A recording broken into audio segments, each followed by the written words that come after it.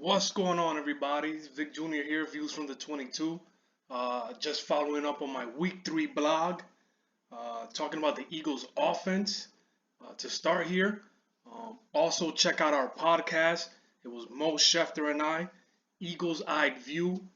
We discussed the Eagles, the whole team, the 2019 season, their inconsistencies, and some of the very small good things going on for them. That podcast was done just before their week 4 matchup, Thursday night matchup against the Packers. But still, check it out, man. It was a pretty good podcast.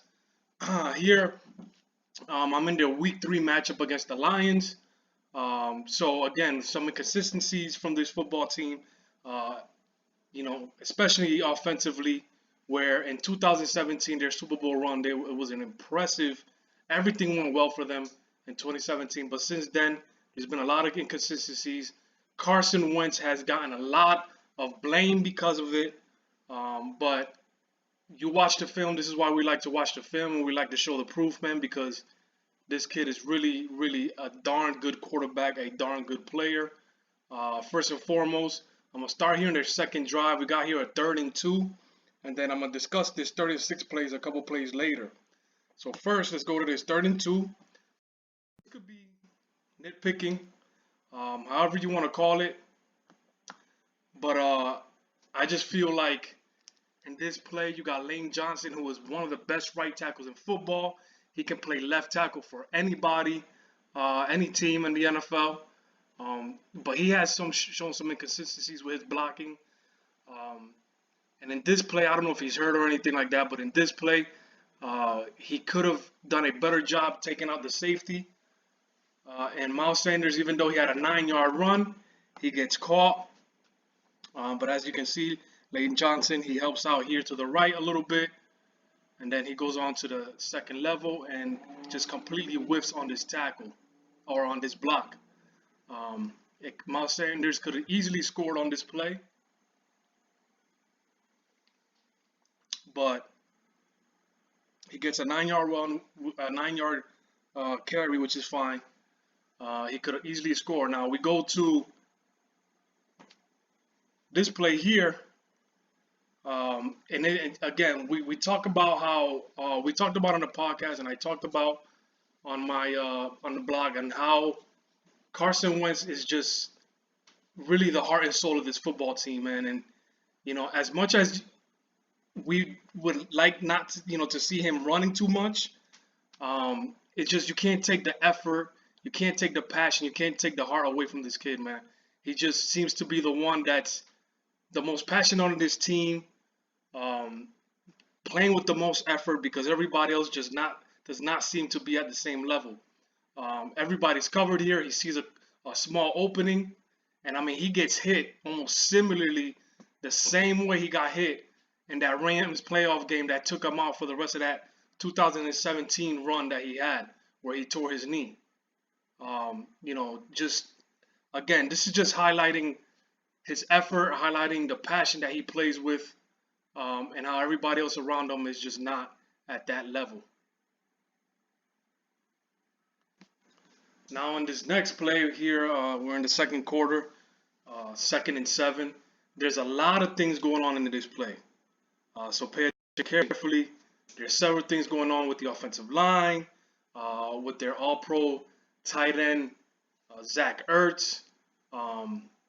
Just inconsistencies all over this offense around Carson Wentz. So first you see he's going to be flushed out of the pocket.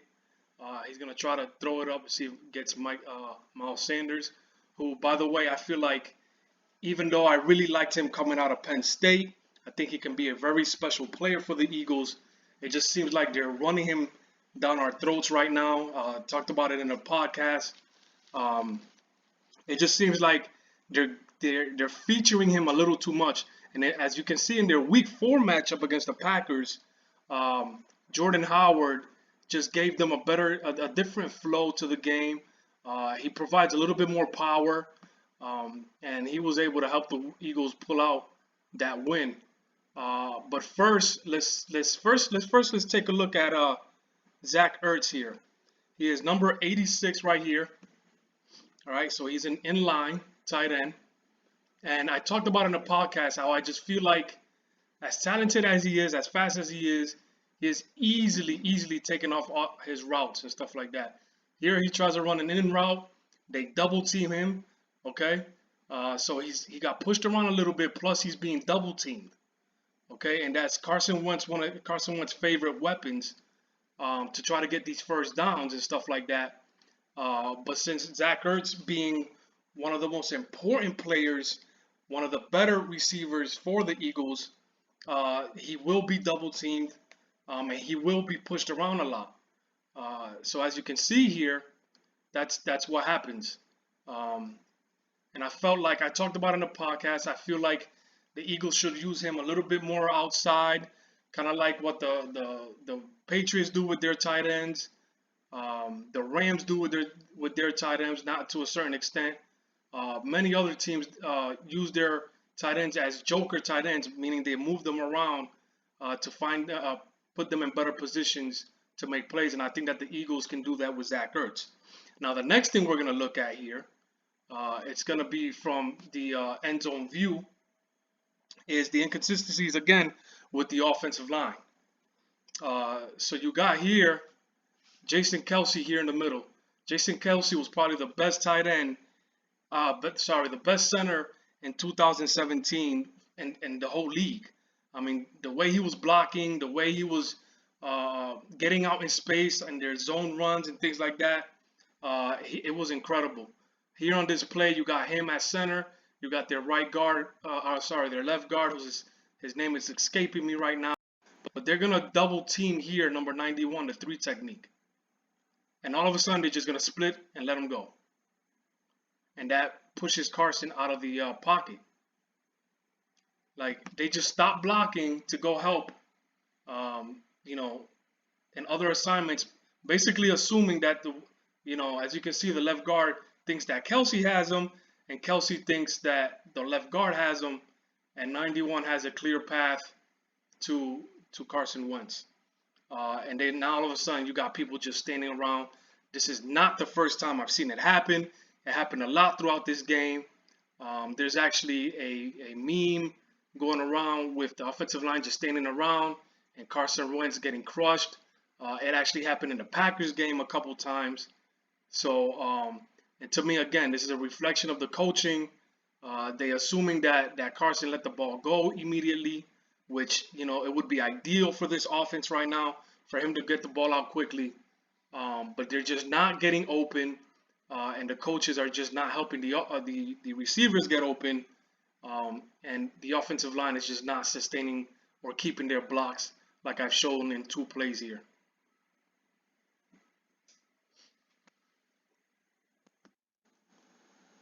Now to get to Nick Chubb and Mark Ingram, real quick. It's the second point that I had in my week 3 blog film study. Check it out on viewsfromthe22.com and on our Facebook page. Just basically, comparing both players, and Nick Chubb was somebody I really liked coming out of the 2018 draft. He was one of my top 5 favorite backs. I thought that he had the ability to be a featured back in the NFL, and that his comparison was Mark Ingram. I just feel like both of these guys have elite balance. They have a low center of gravity, which makes it very hard for them to tackle. They just have a very old school style of running, and I just feel like that's such an underappreciated style of football, running the football, that is being devalued in the NFL right now. As you can see in this week 3 matchup against the Chiefs, Mark Ingram. I mean, the other thing that these guys have is just this unique quickness that it just seems like it catches the defenders by surprise on how they're able to see the hole, adjust quickly, and balance. You see how Mark Ingram uses his arm to help himself balance, and he just running through these tackles. His low center of gravity, his very strong balance, just makes it very hard to tackle. He wasn't able to stay up on his feet on this play, but he was able to get a nice 21-yard gain of, off of this run. He had 103 carries in this. I mean, 103 yards on just 16 carries in this game. And I like I talked about in my blog, I just feel like he needs to have more touches. He had 11 carries um, in the first 3 quarters, and he had 5 in the fourth quarter, but the last one came with 10 minutes left. At one point, this game didn't seem like it was close, but I feel like it was close enough for the first 3 quarters where the Ravens could have controlled the game and given the Chiefs a little bit more of a hard time to try to win this game. Um, but again, pretty much what you see here, uh, Marco find a hole, break 3, 4 tackles, and get a 21-yard gain. Here we go to the fourth quarter. This was one of the 5 carries that I talked about he had in the fourth quarter. Again, he had 16 carries, 103 yards in this game. That's good for a 6.4 average. And when you think about things like that, if he's averaging 6 yards a carry, see, this is a 3rd and 5 here. If he's averaging 6 yards a carry, well, why not hand off the ball to him twice and you'll get a first down every time? Now, of course, that's not going to happen every time, but I just feel like some of these coaches just get off the run a little bit too fast, especially when they have a team that is built for the run. Like I talked about in the blog, Lamar Jackson has improved as a passer, but for him to have to throw 43 times to win a game is just not going to be success for the Ravens. So giving more carries to a guy like Mark Ingram would just, to me, would be ideal to winning more football games. As you can see here, it's a 6-yard gain. He gets the first down, but he shows, again, his balance, using his arm to help balance himself and just bouncing off of tackles. Keeping his feet up, keeping his feet turning. Uses his body well to keep turning forward, to keep forward lean, and get the first down. We're just gonna get to a couple of the Nick Chubb runs here and their Week 3 matchup against the Rams. This game was a lot closer than the Chiefs and Ravens game. Rams winning 20-13. Nick Chubb had all 23 of the carries that the Cleveland Browns called in this game, and there was a period where he could have gotten and should have gotten a lot more carries, especially when they had a first and goal at the 4-yard line and they called 4 straight passing plays. I mean, it's kind of ridiculous on how many times or how many chances some of these coaches pass up on running the ball, especially if the running back has had some success. You'll see here that the Browns have a little bit of a different scheme when it comes to running the ball. They have more of a horizontal type of running style here with the outside zone runs and stuff like that. But Nick Chubb, again, not the fastest players, but they are very quick in space between him and Mark Ingram. Very quick in space. They have very good vision, very good balance, like I said. And you see here, just sees the hole, he attacks it, is able to get 12 yards out of this carry.